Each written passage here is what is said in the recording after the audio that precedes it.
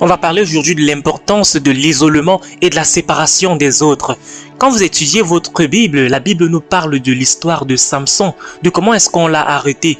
Il faut dire que Samson, toute sa vie, était toujours occupé. Il partait toujours dans des événements, dans des fêtes. Mais quand il fallait être restauré, Dieu l'a isolé. Dieu a permis qu'on puisse l'arrêter. On l'a gardé quelque part, il était là, seul. C'est à ce moment que le processus de restauration a commencé. Si Dieu doit restaurer ce que le diable a volé, tu dois comprendre le mystère de la séparation, de l'isolement. Il y a des places, des endroits, des personnes que tu dois éviter. Il y a des amis dont tu dois te séparer. Dans Genèse 13, verset 14, la Bible dit, « Et Dieu dit à Abraham, après que Lot se sépara de lui. » Il y a des choses que tu ne peux pas entendre de Dieu jusqu'à ce que certaines personnes se séparent de toi. Jusqu'à ce que tu t'isoles, tu ne peux pas entendre certaines choses de Dieu. Et je te dis que tu dois te séparer de certaines personnes, tu dois te séparer de certains endroits, de certaines catégories de personnes. Heureux est l'homme qui ne marche pas en compagnie des méchants et des moqueurs. Ça, c'est le psaume au chapitre 1. Il prend son plaisir dans la présence du Seigneur. Il sera comme un arbre planté près d'un courant d'eau qui produit son fruit en sa saison et dont le feuillage ne flétrit point. Il y a des personnes, je veux te rassurer, cher ami, chère fille, cher jeune homme, il y a des personnes dans ta vie dont tu dois te séparer. Il y a des endroits dont tu ne dois plus visiter. Tu ne dois plus visiter certains endroits. Il y a certaines décisions que tu dois cesser de prendre. Certaines décisions t'éloignent de la prospérité, de l'honneur, de la dignité. Tu deviens étranger à ce qui est bien, à ce que Dieu veut pour toi. Il y a des choses dont tu dois te séparer. Premièrement, tu dois te séparer des mauvaises personnes. La Bible dit dans Proverbe 13 au verset 20, cela dit, celui qui marche en compagnie des sages devient sage, mais celui qui fréquente des hommes stupides se retrouvera dans une mauvaise posture. Je me souviens, j'ai dit à une femme de dire à son mari de se séparer d'un certain homme d'affaires avec lequel il était en partenariat. Il venait de rencontrer cet homme. Il fallait qu'il se sépare de cet homme urgemment. Elle est partie donc voir son mari. Mais il faut dire que son mari, c'est un homme vantard, orgueilleux. Il se dit qu'il connaît déjà les affaires. Et elle cherchait un moyen de dire à son mari que mon pasteur a dit que tu te sépares de cet homme. Et cet homme a dit, l'église, c'est l'église, mais les affaires, ce sont les affaires. On ne mélange pas ces deux-là. Et maintenant, je vais vous assurer, c'est assez triste, il est en prison à cause de 11 millions de dollars. C'est ce monsieur qui avait signé sur le contrat et autre partenaire a fui avec tout l'argent. C'est la raison pour laquelle, cher ami, tu dois t'isoler de certaines personnes, de certains endroits. Écoutez-moi s'il vous plaît. La vie n'est pas mauvaise, la vie est bonne, ce sont des personnes qui sont autour qui peuvent être mauvaises. C'est ce que certaines personnes font qui t'amènent à dire que la vie est mauvaise, que la vie est bizarre. C'est quand tu subis certains événements, certaines situations, que tu traverses le chemin de certaines personnes, tu dis ce monde est méchant. Et c'est aussi quand tu rencontres certaines bonnes personnes que tu dis que la vie est belle. C'est la raison pour laquelle tu dois t'isoler de certaines personnes et entrer dans le lieu secret. C'est la raison pour laquelle tu dois t'isoler de certains endroits et entrer dans le lieu secret. Entrer dans des moments de prière, entrer dans des moments de jeûne, entrer dans des moments de prière et de jeûne. Intense, je vous ai partagé comment, moi quand je commençais mon ministère en tant que jeune prédicateur, j'ai jeûné toute l'année en 1998 et je me souviens de quelques fois quand on m'a invité pour un programme, je me suis adonné à des heures, souvent 10 heures de prière tous les jours pendant près de 2 semaines. 10 heures de prière, je me suis isolé. Pourquoi?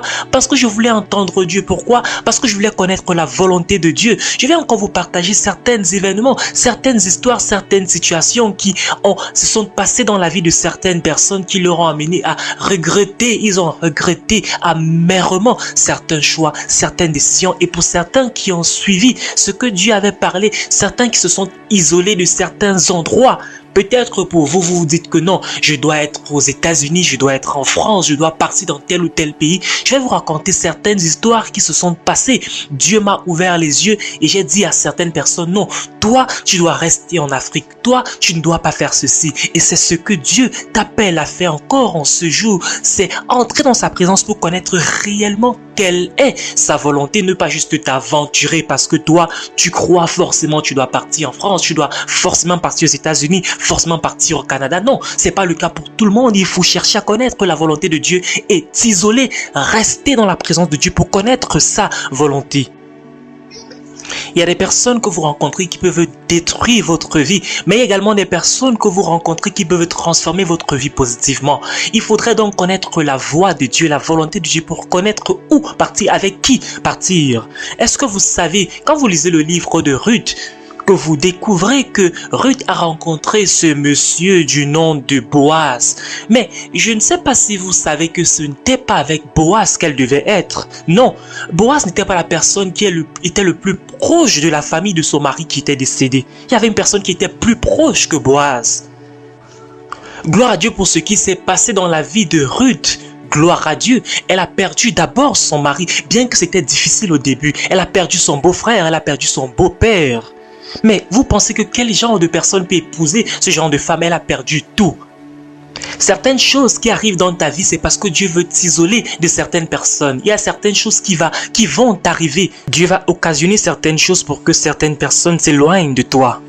Il y a des défis qui viennent dans ta vie, que Dieu lui-même provoque pour que tu saches qu'il t'aime. C'est pas le diable qui a causé cela, non, c'est Dieu lui-même. Parce que Dieu sait que tu es le genre de personne qui t'ouvre avec tout le monde. Tu veux être l'ami de tout le monde c'est ton ami.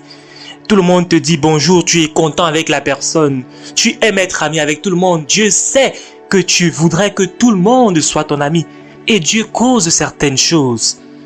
Tu as ce genre d'esprit, toi, tu veux t'ouvrir avec tout le monde. Avant, j'étais comme toi, mais Dieu va permettre certaines situations. Dieu va t'isoler de certaines personnes. Vous savez, l'isolement n'est pas toujours mauvais. Ne pleure pas, ne pleure plus cet ami, ne pleure plus ce travail, ne pleure plus cette situation. Vous savez, toute personne qui a traversé des moments difficiles devient un motivateur. Je le dis par expérience et j'ai rencontré ce genre de personnes. Vous savez, quand une personne a eu un premier mariage raté, un deuxième mariage raté, cette personne parle du mariage par expérience. Quand ce genre de personne parle, tu dois écouter. Il ne parle pas du point de vue académique, non. Il parle du point de vue pratique, d'une expérience pratique, ce qu'il a vécu. Il ne parle pas comme un professeur, mais comme un professionnel, comme quelqu'un qui a vécu cela. J'espère que vous écoutez attentivement. Non, c'est pour dire que des difficultés, des challenges que tu vis, très souvent c'est là pour te former. Mais il faut dire que ma prière pour vous, chers amis, toute personne qui ne doit pas être dans votre vie, et il ne faut pas toujours pleurer parce que non, telle personne est partie, telle personne est partie. Non, souvent l'isolement est nécessaire pour te former. L'isolement est nécessaire pour te donner d'être une meilleure version de toi-même. Souvent l'isolement, être seul, rester seul, être comme rejeté, être comme abandonné, être comme seul au monde entier. Vous dites que personne ne vous aime. Non, c'est pas que personne ne vous aime. Non, c'est juste une saison, c'est juste une époque, c'est juste un moment. Dieu va faire passer cela et il est en train de vous former, il est en train de vous mouler, il est en train de vous façonner. Ma prière pour vous, c'est que Dieu éloigne toute mauvaise personne de vous au nom de Jésus-Christ. Vous savez, je vais vous raconter l'histoire d'un jeune homme qui a écouté un conseil malgré lui, quelqu'un qui n'était même pas très dévoué à Dieu. Écoutez-moi, il faudrait te séparer de certains endroits, cher ami. Dieu est partout, mais ne te bénit que dans certains endroits. Là où lui-même a choisi. J'espère que vous savez cela. Est-ce que vous savez que Dieu est omnipotent? Ça veut dire qu'il peut tout faire, il a la toute-puissance. Dieu est omniscient, c'est-à-dire qu'il connaît tout. Et également, il est omniprésent, c'est-à-dire qu'il est partout. Mais je vais vous poser une question. Malgré tout cela, il a posé la question à Adam. Adam, Adam, où es-tu? Comment se fait-il que Dieu, qui est omniprésent, pose la question à Adam, où est-ce que tu es? Ou comment se fait-il que Dieu est omniscient? Comment est-ce qu'il demande où est-ce que Adam se trouve? Comment se fait-il Dieu qui a toute la puissance, toute la connaissance, pose la question à Adam, où est-ce que tu te trouves? Ce qu'il voulait dire, c'est que Adam, tu n'es pas là où je t'ai mis. Il y a des personnes, je suis désolé, certains d'entre vous ne devez même pas être en Occident, vous ne devez pas être en Orient, vous ne devez pas être au Qatar, vous ne devez pas être en Chine. Vous ne devez pas être à Singapour, vous ne devez pas être dans tel ou tel pays. Vous devez vous isoler de certains endroits, vous ne devez pas partir dans certains endroits.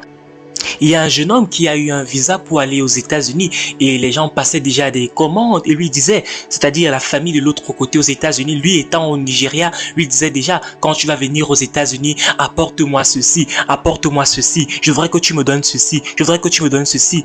Et sa maman a bien voulu qu'il vienne pour la prière, pour qu'on puisse le recommander à la grâce de Dieu. Il n'était pas quelqu'un qui allait même à l'église, mais sa maman l'a forcé. Et il faut dire que c'est un jeune homme il est venu juste par simple obéissance à sa maman. Il ne voulait pas venir me rencontrer, il ne voulait pas venir à l'église. Et quand sa maman est venue avec lui et j'ai imposé les mains pour prier sur lui, Dieu m'a dit de lui dire que sa prospérité se trouve à Onitsha, au Nigeria. Bien, pour certaines personnes qui ne connaissent pas Onitsha, cela se trouve dans la partie est du Nigeria. Il a dit, mais vous parlez de quel Onitsha, pasteur?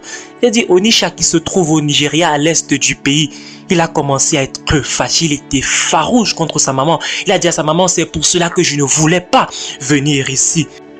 Et donc il avait à peu près une semaine pour aller aux États-Unis. Il a pris un vol d'abord pour partir dans la ville de Lagos. Là, il devait passer quelques jours dans la ville de Lagos et prendre maintenant le vol pour aller aux États-Unis. Et donc c'est ainsi que dans la ville de Lagos, il a rencontré un ami avec une très belle voiture dans une SUV. Il a commencé à discuter avec cet ami. Cet ami, il a commencé à lui partager comment il a rencontré un certain pasteur qui lui disait de ne pas partir aux États-Unis, de rester au Nigeria, de partir dans la ville d'Onitsha et tout cela. Et cet ami a dit, mais c'est de quel pasteur est-ce qu'il s'agit? Il a dit, c'est le pasteur Johnson Suleiman. Cet ami a dit, mais pourquoi est-ce que tu n'écoutes pas? Et cet ami a partagé son témoignage. Comment est-ce que Dieu m'a utilisé pour prophétiser sur sa vie également et comment il a réussi. Et c'est grâce à certaines de ses prophéties, le fait qu'il a obéi à certaines de ses prophéties que Dieu a agi puissamment dans sa vie, il a réussi. Il a dit à son ami, vraiment, ce que tu es en train de me dire, je ne suis pas prêt à obéir cela. Dans tous les cas, j'ai encore mon visa pendant un long moment.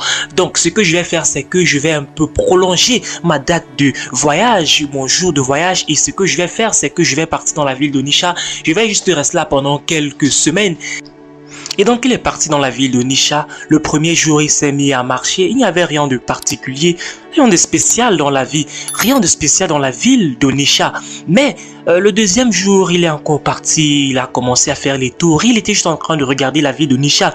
Il se trouve que selon cet homme de Dieu, ma prospérité se trouve dans la ville d'Onitsha. Mais il faut dire que Dieu avait un plan pour lui dans cette ville. Le troisième jour, il est parti dans un restaurant puisqu'il avait faim. Et dans ce restaurant, il a vu un homme en train de se discuter avec un autre. C'était un Libanais se discutant avec un collaborateur. Apparemment, c'était son collaborateur nigérian. Et il a vu comment le monsieur nigérian était en train de cravater ce Libanais. Bien, il est parti, il a essayé d'intervenir pour dire au monsieur, non, vraiment, c'est pas nécessaire de cravater le monsieur. Le monsieur a commencé à lui donner des coups de poing avec toute la colère qui était dans son cœur et tout ce qu'il avait subi dans la vie. Il a dit, mais ce monsieur pense que je ne peux pas lui donner des coups également. Il a donné des coups un peu comme pour défendre ce Libanais. En réalité, il n'était pas en train de défendre le Libanais. Il était en train d'essayer de séparer une bagarre et en même temps, ce qu'il faisait, c'est parce qu'il voulait aussi déverser une sorte de colère sur ce monsieur. Mais le monsieur Libanais a vu cela et a apprécié. Donc, comme reconnaissance, ce Libanais a déjà soigné ce monsieur parce qu'il s'était fait une grosse blessure sur la lèvre à cause de la bagarre, l'hôpital. Et ensuite, il a dit au monsieur, vraiment, vous voyez, je suis Libanais, je ne suis pas au pays. C'est un correspondant ici au Nigeria, c'est un collaborateur. On travaille dans des pierres précieuses, dans le domaine des pierres précieuses. Mais ce monsieur, depuis, prend mon argent et ne me donne pas cela. Et c'est comme ça qu'il me traite ici au Nigeria. Et donc, il a demandé au monsieur, qu'est-ce que vous savez faire? Qu'est-ce que vous connaissez faire? Je suis prêt à vous aider. Je voudrais qu'on puisse travailler ensemble pour tel ou tel domaine. Et c'est comme ça que le monsieur, c'est la première fois, je vous assure, que je reçois un coup de fil et quelqu'un chante 5 chansons différentes en 20 secondes. Il a commencé à chanter une chanson, tellement de chansons de louanges pour célébrer. J'ai dit que mais qu'est-ce qui se passe? Il a commencé à me raconter le témoignage de comment Dieu le bénit à travers cet homme. Il a eu une grande prospérité en 6 jours seulement. Donc, c'est juste pour dire qu'il y a certains endroits, il y a certaines personnes dont tu dois t'éloigner. Tu ne dois pas partir dans certains endroits. Mais comment tu fais pour savoir que tu ne dois pas partir dans un certain endroit? Comment tu fais pour savoir que tu ne dois pas partir auprès d'une certaine personne? Est-ce que tu demeures dans la présence de Dieu? Est-ce que tu peux rester attaché au lieu secret? Est-ce que tu peux dire à Dieu, je veux connaître ta volonté? Ce n'est pas tout ce qui brille qui est de l'or. Ce n'est pas parce qu'une opportunité semble alléchante que tu dois saisir l'opportunité. Non, il y a certaines opportunités qui cachent des difficultés. Il y a certaines opportunités qui cachent des opportunités qui peuvent, des difficultés, je veux dire, qui peuvent te détruire, qui peuvent t'envoyer en prison. Il y a certaines opportunités qui cachent des tentations, des pièges de l'ennemi. Même le diable présente des opportunités. Bien évidemment, s'il ne présente pas des opportunités, comment est-ce qu'il va faire pour te piéger? Comment est-ce qu'il va faire pour t'attraper, pour te mettre dans un trou, dans un gouffre, dans une difficulté, dans un problème? Non, ça veut dire que tu ne dois pas saisir toute opportunité sans rechercher quelle est la volonté de Dieu. Donc c'est ça mon conseil pour toi, tu dois t'isoler, rentrer dans la présence de Dieu, ne pas partir dans tous les endroits, ne pas t'attacher à toutes les personnes, ne pas pleurer pour toute personne qui s'éloigne de toi. Non, connaître quelle est la volonté de Dieu et en cela, tu vas savoir que Dieu réserve toujours le meilleur pour toi. Que Dieu vous bénisse abondamment.